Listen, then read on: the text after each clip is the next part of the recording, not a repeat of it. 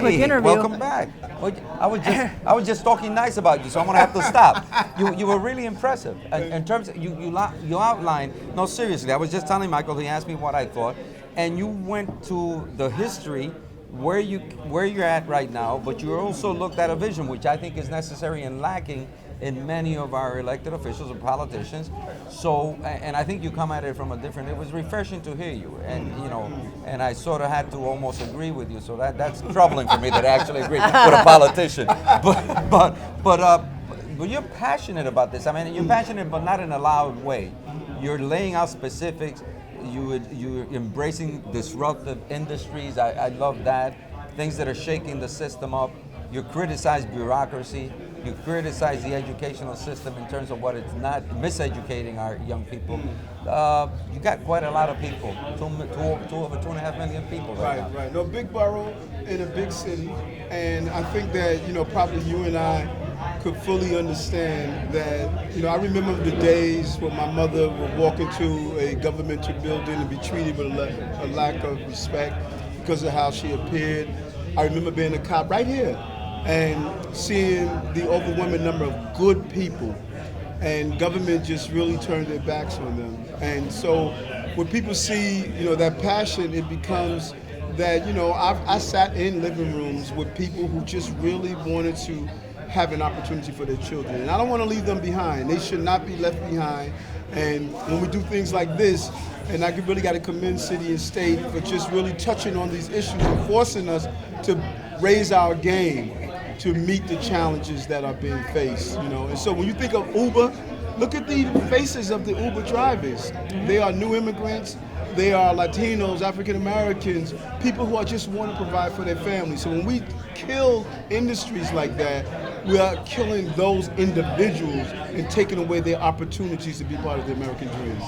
Well, you're going to hear from a lot of members of your own party, and you kind of attack them direct on, or maybe not attack them, but you went direct against them. These people who have talked about these types of industries hurting people who've, played by the rules for long periods of time, done what they're going to do, put in the hard work.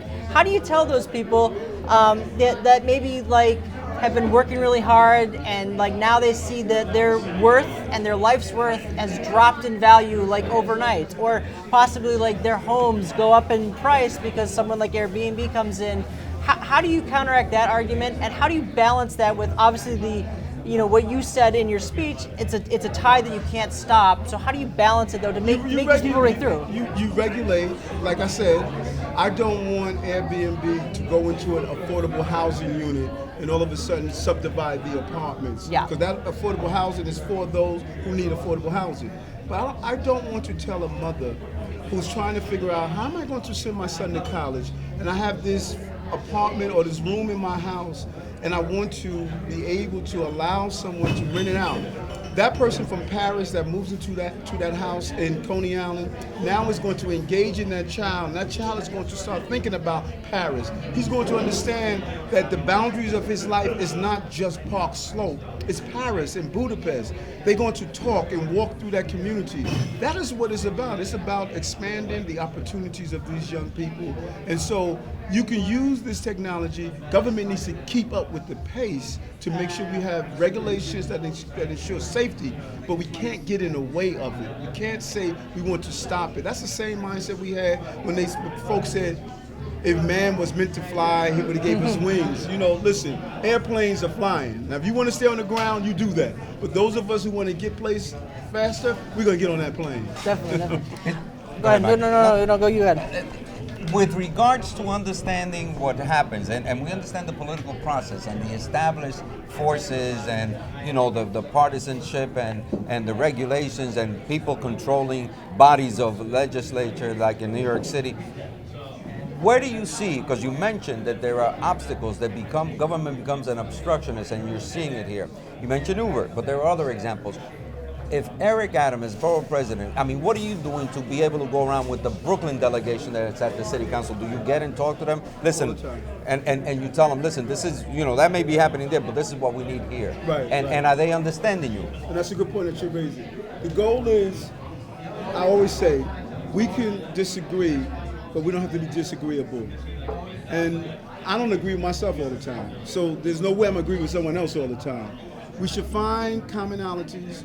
Where can we meet each other on common grounds? Like even the Uber conversation, it got out of control. We started hurling insults at each other that we lost sight of the everyday employee. And so what I like to do is to sit down with my entire city council delegation, my state delegation, and say, here's some of the ideas that I'm thinking about. And not play to the emotion and the fears of people. Because people are afraid right now. Uncertainty is a frightening thing. And what we need to do is understand their fear, navigate that fear with them, and show how these changes in their lives can improve their lives and not to displace what they understand as their normality. Well, the borough is changing. It is. People moving in that are not the same people that have taken the bad years. I mean, there were pretty lean years with crime up and drug infestation, and now it's on the upswing. So how do you protect? We had Councilmember Williams here, Imani Williams, and he was talking about how this is great in the Brooklyn neighborhood, certain neighborhoods are doing, but there are a lot of neighborhoods that are being left behind. What is Eric Adams as borough president? I mean, I know you're conscious of it because you know that. What are you trying to do to keep those neighborhoods, at least at the level they're at, and trying to bring them up? And that's a great question. Two things. One, there is no bad neighborhood in Brooklyn anymore. We are building Livonia Commons, Livonia Avenue. I know the area well. That was... I hung out there in the 70s, man, so I know. That was the poster child of where you never could develop. Yeah. We're building Livonia Commons. East New York real estate tripled last year. Brownsville is going to become a beautiful place. And so the goal is to fight against those landlords who are attempting to displace people. Allow those seniors who spent those terrible years holding on to their property, now want to go south or back to the Caribbean. If they want to sell to someone, they should not sell it based on ethnicity. They should sell it based on the value that they can get. And hooray for them for waking up to gunshots and not alarm clocks, but they didn't flee. How dare anyone say to them now that they should not get top dollar for their value? That is anti-American. What we can't allow to happen are those landlords who are targeting people and are using these tactics to displace people. That is unacceptable. Our district attorneys need to step in, our AG need to step in and say we're not going to allow crimes to take place. So what we're doing is that I'm not going to be a downtown borough president. What I'm doing around technology is giving my young people an even playing field. If you give, all our young people are asking, they're not asking for a handout. They just say, give us an even playing field. If they have iPads and technology in Park Slope, then put it on Park Place in Brooklyn also. They said, make sure that I can have a 3D printer. Make sure that I can have the materials that others have. And if you give our children the same tools that other children have, they're going to be all right. They are competitive, they are energetic, but we have denied them for so long some of their basic tools so they could compete. And now I'm not going to do that as a borough president. So we didn't ask you this for the issue because we had you write an op-ed for the beginning of it, but we asked all of the elected officials to tell us the one thing that would make the borough better. And while I put you on the spot, what would you say is the one thing that you would like to see happen while you're still borough president? Well, I believe in doing things that ideal situations and non-ideal situations, because anybody can say, well, if I had an ideal situation, then I would be able to have accomplished this. Life doesn't do that. My big thing, the one thing I believe, that if we get over our fear of diversity, if we get over our fear of exploring, our greatest secret is the fact that 47% of Brooklynites speak a language other than English at home. If we get over our fear of our neighbor no longer looking like us and different, if we get over our fear of going into a mosque, a synagogue, a Baptist church, or someone wearing a hijab or yarmulke, if we all of a sudden break loose of saying, I don't have to only be around people that look like me and talk like me, you're going to see a different Brooklyn. You're going to see this fusion where people are going to be able to walk into a Chinese restaurant and eat a roti that's prepared by someone from Germany. As I move through the Brooklyn and I'm hanging out with these different groups and I'm realizing the common denominator, everyone wants to have a place where they can raise healthy children and families. When we all get that, And we no longer are afraid because someone speaks a different language or look different or eats pateres or fried bananas or eating some other food. This place is going to be an amazing place because then we can just sit back and no longer have people tell us, why are you hanging out with this German guy? Why are you hanging out with this Russian guy? We're just going to hang out and be who we want to be. That is the one thing that I think Brooklynites need to get relaxed and understand that this newness you're seeing is going to be all right. Just embrace it. On an exit question, if I may. Yes. Mayor de Blasio. Yes. He's from Brooklyn. Yes. He's one of your guys. So how is he doing? I think the mayor's doing a good job. Difficult times. These times are so difficult. I think that some people are still holding on to what happened earlier with the police. And when you look at, he's talking about how do we make this city once. It's a challenge. It's a very difficult task to do. New York is a tough challenge. You know, no matter what you do in New York, you got these guys on New York 1 who do a rundown. So now you're going to blame me. No, we love, listen, let me tell you something. You do an amazing job of just keeping everyone focused, man. We cannot say enough about, even when you were with your El Diario, and just your history is just amazing. Thank you. Man. Now, how's the mayor doing? Don't derail me.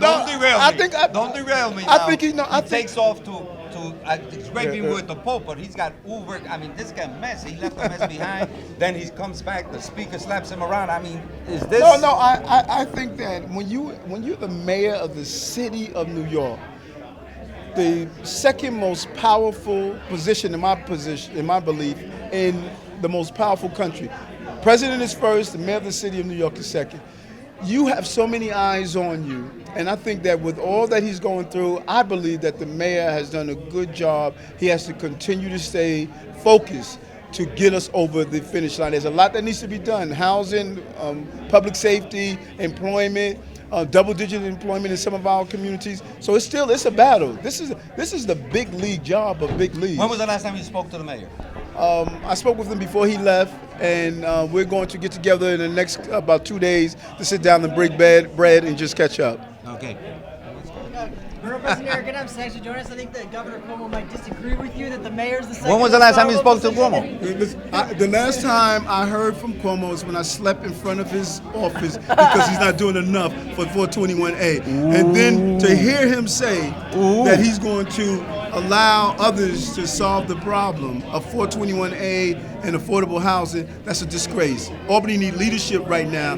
They don't need someone to step back. But wait a minute. Okay. You know, some other people that actually, wait a minute. Some other people that actually may benefit from the 8,000 jobs directly in the new airport that's going to put at least $4 billion, an additional 10,000 jobs. I mean, that was the governor's doing. The mayor didn't do that. As a matter of fact, he wasn't even at the press conference yesterday. Well, I think that if we look at the lines may tell us that it came from the federal government.